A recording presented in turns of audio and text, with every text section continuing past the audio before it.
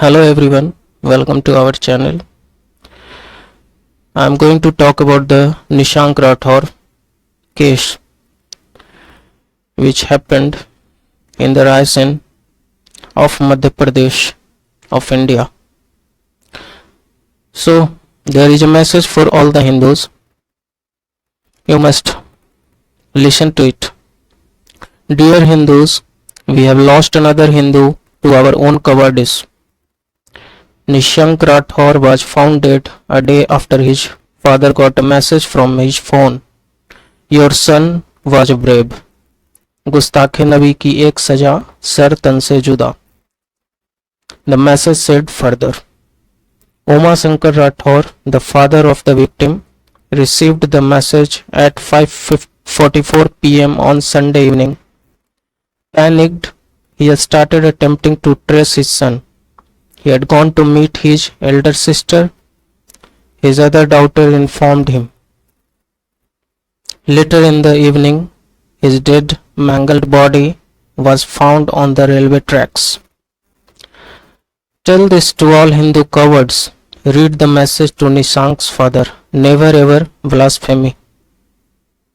It was late last night when we reported the news of Nishank being murdered and the bone-chilling message that was sent to his father from his phone by the killers moment before he was chopped off.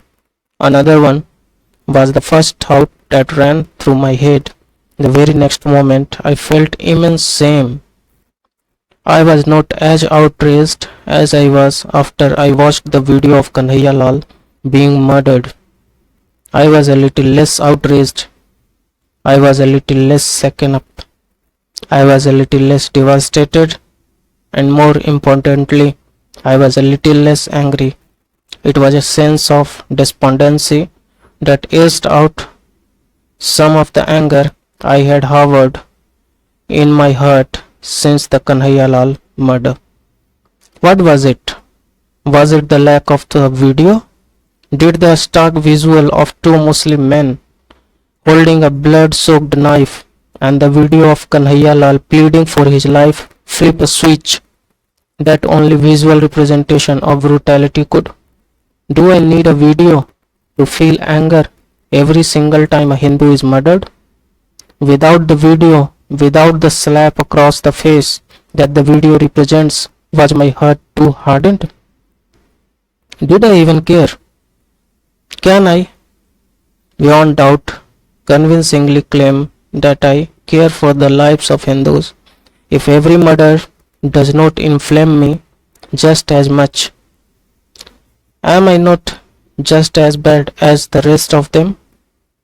Did my lack of rage mean that Nishank's life was less precious than that of Kanhaiya Lal simply because his murder was not captured on camera? Your son was brave, the killers messaged. He must have fought. He must have tried to defend himself. He must have been defiant in the face of death.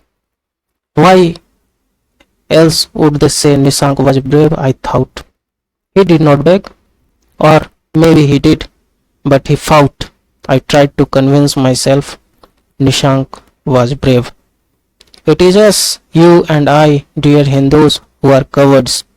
The killers were not particularly wrong when they sent a message to Hindu cowards. Never blasphemy. The warning should ring true in our ears. We have steered so far from the path of our ancestors who laid their lives down for dharma that even shame eludes us. We choose to close our eyes and hearts and assume that the beast of Islamism affects others. The Kashmiri Hindus were far off in Kashmir, and it happened in the 90s. Things are different now. We convince ourselves. Kanhaiya Lal lived among uneducated Muslims. Our friends are different. They would never do this, we tell ourselves. Our residential area is better. This only happens in low-income group. Economic prosperity and education would solve this problem. We know better Muslims, we know secular Muslims, We know Muslims who hardly practice religion. They don't go to the mosque, they don't pray 5 times a day, they are just like you and me. We repeat to ourselves. We pretend that our economic prosperity, coupled with the educational superiority of the ones we associate ourselves with, is the only shield we need. The delusion is necessary, perhaps. It is necessary because reality would paralyze us with fear. Would Hindu cowards survive the realization that it was Umesh Kohle's friend of 20 years who sold him out and planned his murder? That the most infamous Islamists have had an education far superior to most of us? Would we survive the realization that money has never been an effective way to combat religious conviction? Least of all conviction that, for centuries, has pushed its adherents to turn into barbarians. Do you think Kanhaiya Lal could have saved himself had he offered those knife-wielding barbarians some money, a better house, a better job? Do you think Kanhaiya Lal, Umesh Kohle or Nishank's killer would have suddenly realized that their religious conviction to be hid could be set aside if only they had a better car? Can Hindu cowards live with the realization that it could be, and most probably will be, them next? Could we live with the realization that our friend, our neighbor, our cook, our vegetable vendor could be the one who picks up a knife next to behead us because we breathed wrong? Could we? Cowards are a special breed.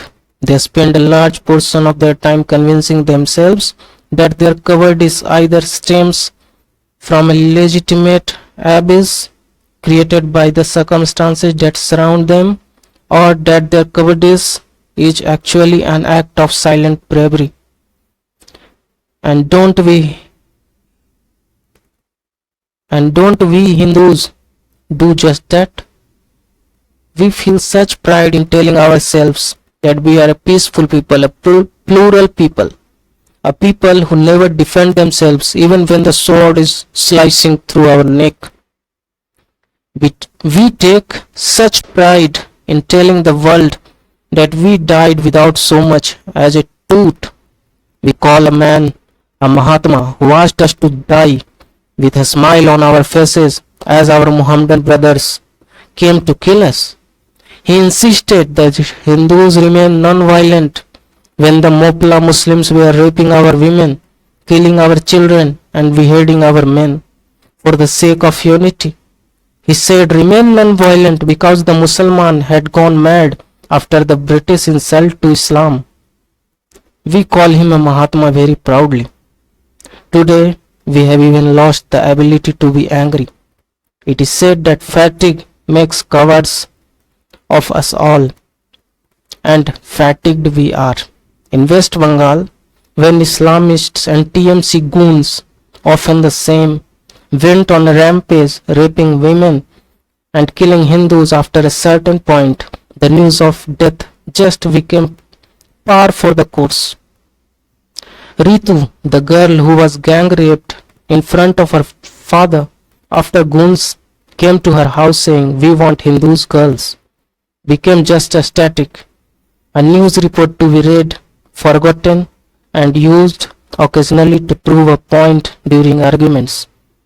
The Islamists are in essence repeating the TMC module. They are killing so many of us that ultimately we lose the ability to even be angry about Hindus being murdered. When we lose that anger and fatigue set in, the bravest of us turn into cowards. And they know this. They know that if they keep killing us, ultimately we will consider our own death par for the course. They know our anger will turn into despondency, and our despondency will soon turn into nonchalance. The fear that we feel every time a Hindu is murdered by Islamists fear for our children and our future will turn us into paralyzed cowards who will continue to take pride in tolerating our own annihilation. They will continue to weaponize our innocence, our naivety, while we wither away and bury our anger deep in our hearts, justify our cowardice in the name of unity, brotherhood, peace and plurality. There is a message in this for Hindu cowards indeed. There is a lot that need to be done. There is a lot that as a people Hindus need to unlearn, learn and internalize. But let the bravery of Nishank not go in vain. Let us Hindu cowards at least not let our rage be extinguished. At least that. This is the report published by Nupur J. Sharma of OP India. Thank you, Nupur, for your statement and guiding the Hindus. Thank you very much. What do you feel about this letter? Comment below. Thank you.